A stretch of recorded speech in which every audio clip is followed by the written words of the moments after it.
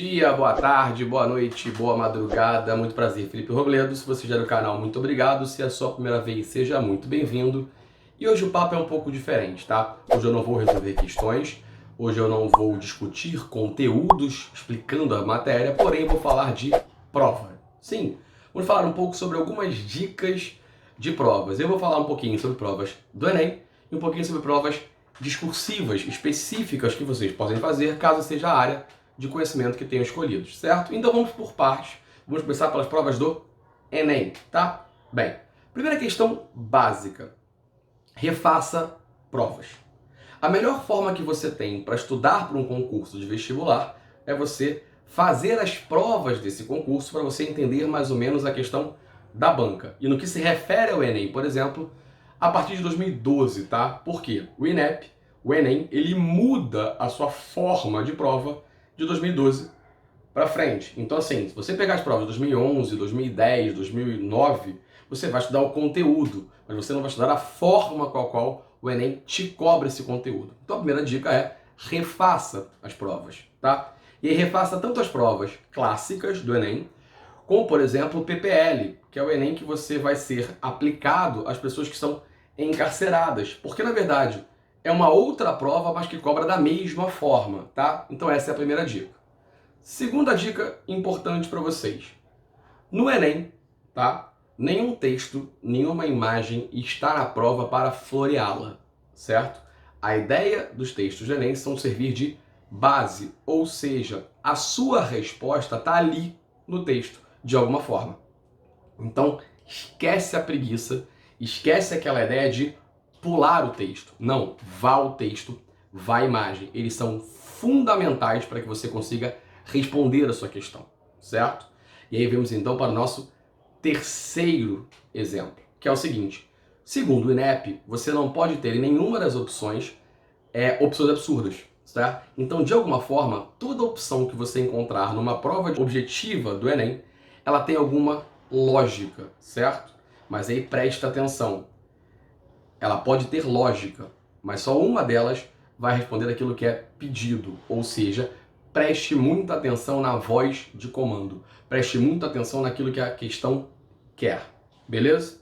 Bem, uma quarta dica que o Enem costuma cobrar.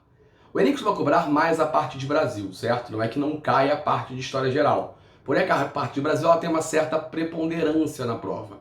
E aí, elementos que são chaves para a gente que vão aparecer. Colônia, aparece muito. Muito em relação à ideia da forma de mão de obra, por exemplo, da questão escravocrata.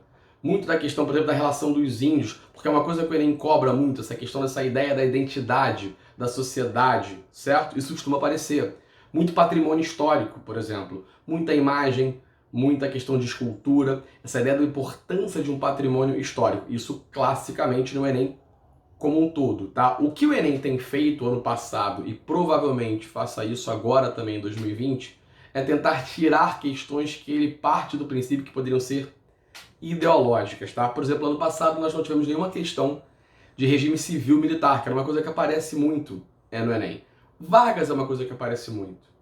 Guerra Fria é uma coisa que aparece muito na parte de história geral, certo? História antiga aparece Grécia e Roma, muito ligado às vezes à parte da filosofia também, certo? Bem, então essa é a questão básica. Preste atenção. E aí, para prestar atenção, uma dica para a história, e aí não só para o Enem, tá? Para provas de história.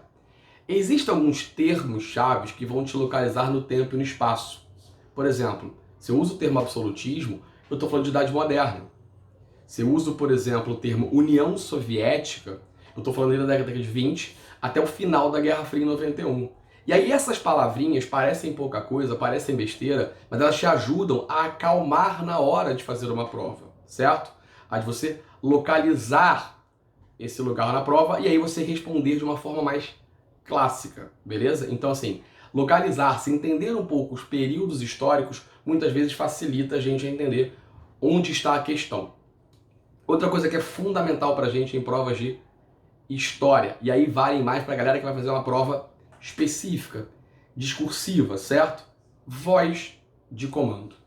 Sim, olha só, a voz de comando ela tá ali para ser respeitada. Então esquece se alguém alguma vez disse para você a seguinte frase: Ah, em prova de história é o seguinte, quando você não sabe, coloca tudo que você sabe, alguma coisa vai ser considerada. Calma, não é por aí também. Porque, por exemplo, se o cara pede para você citar 2 exemplos, indicar 2 exemplos, a questão é direta. Você vai citar, você vai indicar, você não vai explicar, você não vai desenvolver um texto. É papum, certo? E da mesma forma, se ele pede para você citar 2 características, 2 exemplos, 2 movimentos, não vai colocar na sua questão 4, 5, 6, porque você quer mostrar conhecimento. Isso, na verdade, vai te prejudicar. Você vai perder pontos ou até anular a questão, porque você não conseguiu respeitar o que ela quer. Da mesma forma, palavras como retire do texto não é a mesma coisa que segundo o texto, certo? Transcrever não é igual a segundo a. Cuidado com esses termos. Eles às vezes tiram muitos pontos importantíssimos numa prova específica, beleza? Ah, e aí outra coisa. Uma coisa que eu acho que é fundamental e que a gente às vezes esquece, tá? Olhem as referências. Se eu coloquei um texto, se eu coloquei uma imagem na prova, olha de onde ela é. Olha qual é o período dela. Quer ver? Vou contar uma questão bem interessante sobre isso. Certa vez o vestibular perguntou o seguinte: diante do meu charuto, muito doutor da lei ficou menor que anãozinho de circo. Beleza? Gravou a frase? Beleza. A pergunta era: qual é o fenômeno político retratado nesta frase? E peraí, vamos pensar. Diante do meu charuto, muito doutor da lei ficou menor que anãozinho de circo. A partir dessa frase, você identifica o fenômeno político? Difícil, né?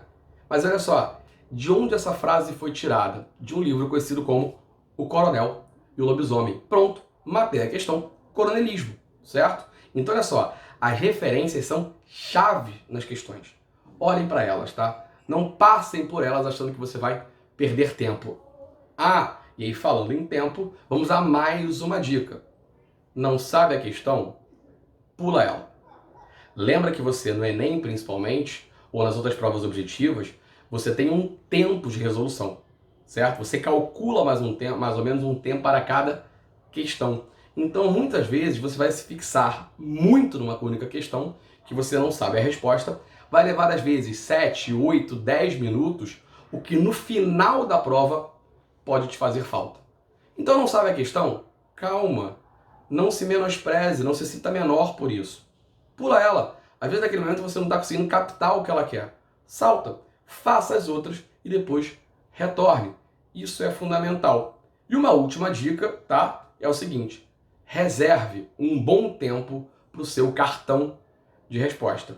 Ele é fundamental, certo? Porque na verdade, independente de você acertar tudo na sua folha de prova, é o cartão de resposta que vale para ser computada a sua nota. Então faça com calma.